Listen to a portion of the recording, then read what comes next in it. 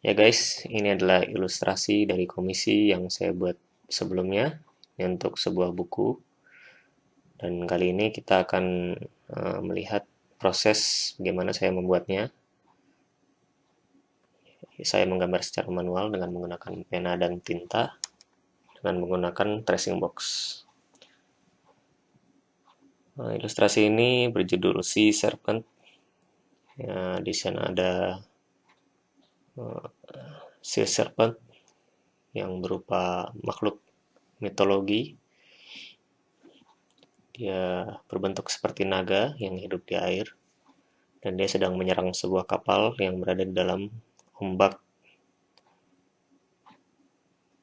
Suasananya sedang badai, jadi dia diserang oleh si serpent itu ceritanya. Bagian tanduknya, kita mulai dari kepala dulu. Saya ingin membuat si serpent ini terlihat seperti uh, sangat seram. Saya mengambil referensi dari makhluk-makhluk mitologi yang ada dalam ilustrasi Golden Age. Sini saya mulai mengarsir. Saya membuatnya gelap agar terlihat kontras dengan backgroundnya. Sini seharusnya si serpent itu memiliki sisik, namun sisik itu tidak saya perlihatkan di sini karena menurut saya karena ilustrasinya cukup kecil dan saya menggunakan marupen, jadi sisiknya cukup diilustrasikan menggunakan cross hatching saja. Jadi saya hanya melihat bentuknya, tidak memperlihatkan tekstur dari sisik itu sendiri. Satu hal yang harus diperhatikan adalah arah cahaya. Kalian bisa lihat, saya mengambil cahaya dari arah sebelah kanan, maka sebelah kirinya akan menjadi terlihat lebih gelap. Ini adalah bagian tubuh si serpent yang muncul dari bawah air. Dan ini adalah bagian tubuhnya yang lain. Jadi saya hanya memperhatikan bentuknya saja, dengan memperhatikan arah cahaya, lalu diarsir menggunakan teknik cross hatching. Karena tekstur dari scalesnya atau sisiknya itu akan muncul dengan sendirinya.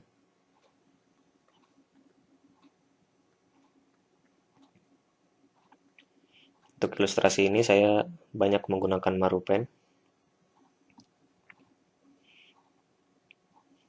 karena ukurannya yang cukup kecil, tadi kalian bisa lihat.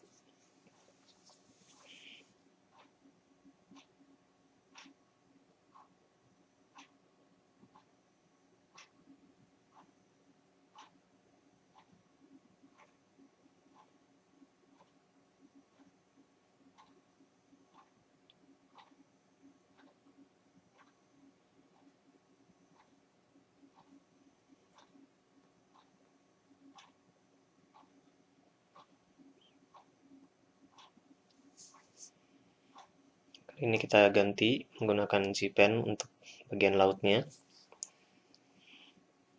Nah, lautnya ini areanya cukup luas dan lebih hitam dari yang lain. Saya pikir menggunakan G-Pen lebih tepat daripada marupen.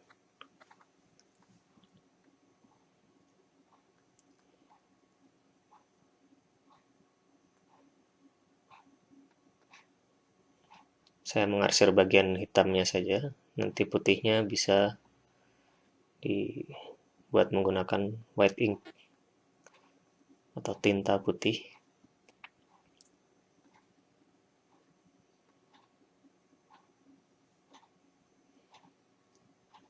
Jadi tidak perlu terlalu hati-hati di sini. Kita bisa menerabas bagian putihnya seperti ini. Karena nanti akan ditimpa lagi dengan menggunakan white ink. Selain itu, saya sudah membuat detail gambar kapalnya menggunakan pensil di atas kertas yang sama, karena sketsa yang sebelumnya saya buat tidak menunjukkan cukup detail. Nah, ini tracing box-nya saya matikan. Tracing box atau light table saya matikan.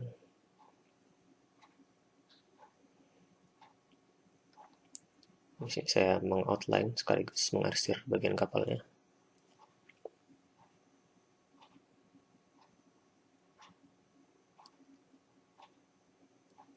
Walaupun gambar kapal itu cukup teknis, namun tidak usah terlalu memperhatikan detail macam-macamnya, karena yang penting adalah feel dari kapalnya sendiri.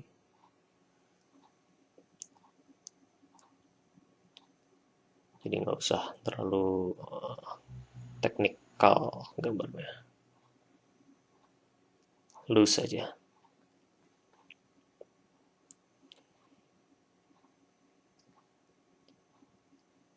Jika dirasa ada bagian yang kurang pas, bisa ditambahkan.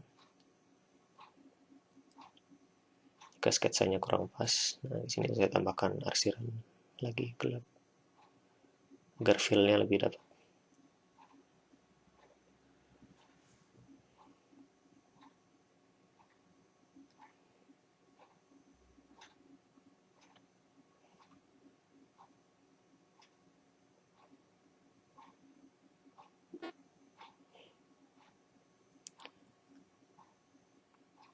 Sini bagian belakang kapalnya atau buritan terlihat lebih besar karena saya menggunakan perspektif kapalnya mengarah ke sana. Juga bisa kalian lihat pada kepala dari si serpentnya itu sendiri. Kepalanya terlihat sangat kecil dibandingkan bagian tubuh yang lain karena dia mengarah ke sana, ke arah background.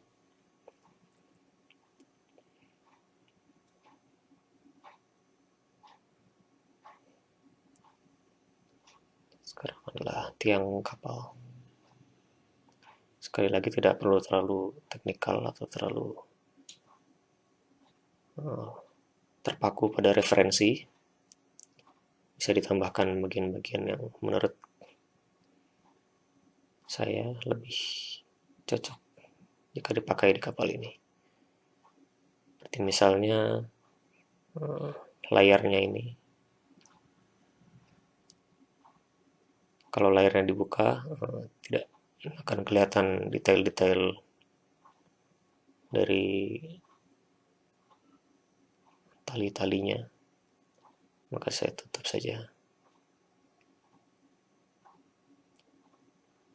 Asalkan orang bisa lihat itu kapal dan kelihatan lebih menarik buat saya.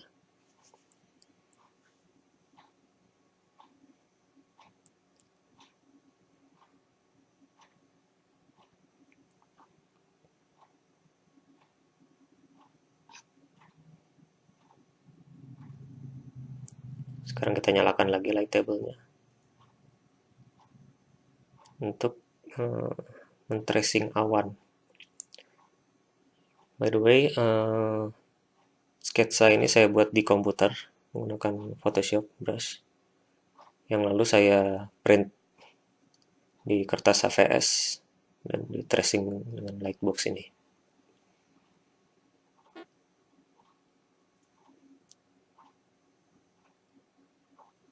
Sketsanya cukup rough, jadi saya lebih memainkan imajinasi untuk proses inkingnya. Jadi tidak terlalu terpaku pada sketsa, hanya untuk layout saja. Bagian awannya sudah kita trace, sudah bisa dikira-kira bentuknya seperti apa, lalu saya matikan tracingnya, tracing boxnya.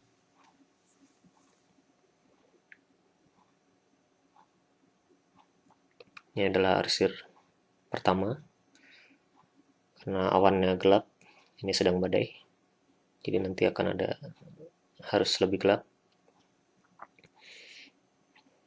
Saya mulai cross hatching.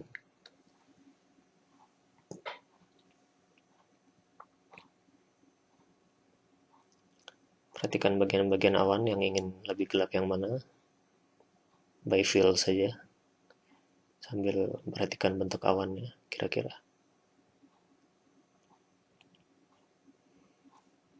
Ini adalah lapis cross hatching kedua.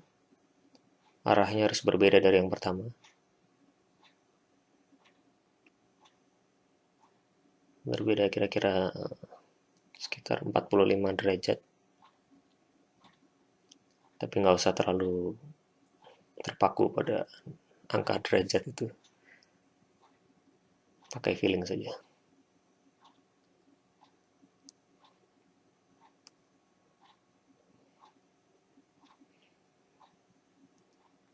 Saya cross hatching yang lapis ketiga. Semakin gelap ya. Saya masih menggunakan marupen di sini.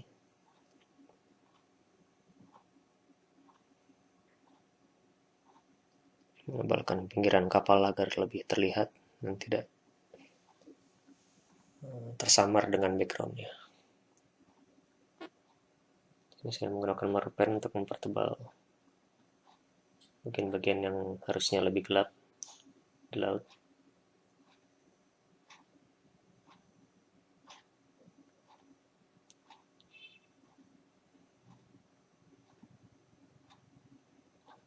Bayangan.